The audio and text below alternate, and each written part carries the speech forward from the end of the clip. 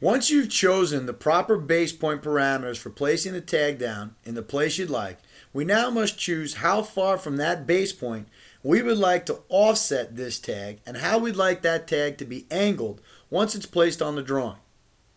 Now currently you can see that we've got the base point parameter center right selected, and therefore we've got these length tags in this particular tutorial that are on the center right portion of these pieces of rectangular duct. However, you can see that they're directly over the duct's outline. So with that line running through the text, it's not going to look good on the drawing. Therefore, we would like to start from that base point, but we would like to move the text into the duct.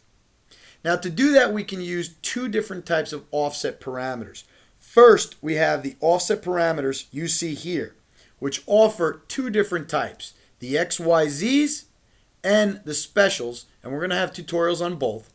And the other way to offset text is using the shift text, both along and across. Now, along and across are actually better options in most situations. So what we're going to do is cover each offset option under the Advanced tab and show you where it might be good to use it and where we recommend using one over the other.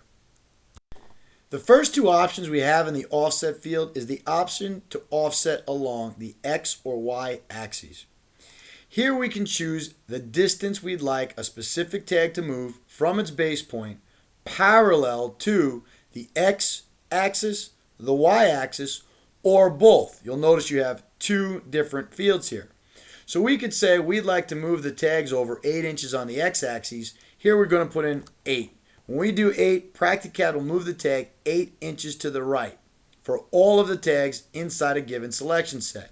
If we were to say -8, it would move the tags 8 inches over to the left. The y-axis, the positive numbers would go up and the negative numbers would go down.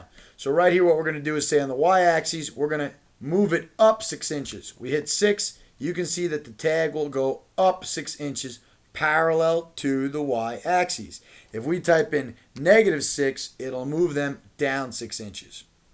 So using the X and Y parameters can be useful, but usually only if the duct is going at angles that are parallel to the X or Y axes.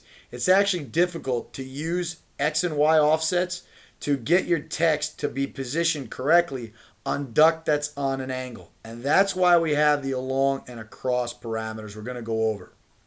Now, one of the options we have is to offset along the z-axis, and the z-axis means along the elevation axis. If we choose axis Z and we leave it at 0, that means that the tag will be placed at the dead center line of the entity. If we give it a positive number, it's going to move up in that value up in elevation. If we give it a negative number, we're going to move it down in elevation.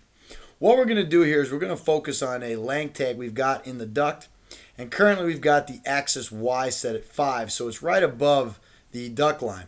But we have the axis Z set at 0. And what we're going to do is we're going to press OK and run this automatic. And when we run this automatic along the duct, you're going to see that that tag happens to be at the center line of the duct. And we can see that if we go into the left view. Here you can take a look and notice that the tags are right at the center line of the duct. So axis Z parameter, if set to 0, means center line of duct.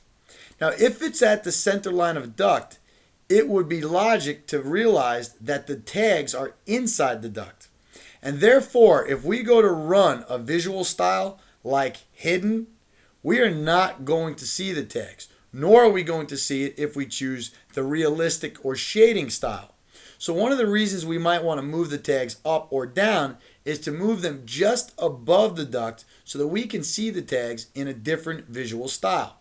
To do that, we're going to go back into the Auto Tag button and we're going to go to the Placement parameter.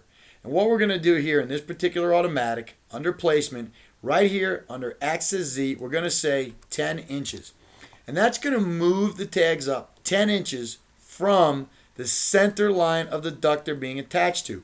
So if we press OK, and then we run this automatic again, now you can actually see the text because the text is just a little bit above the duct we attached it to.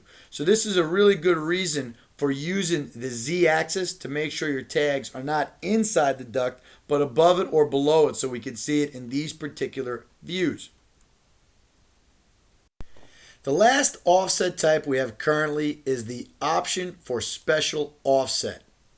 Now this offset is exactly what it's named. It's a highly specialized offset only used in particular for elbows.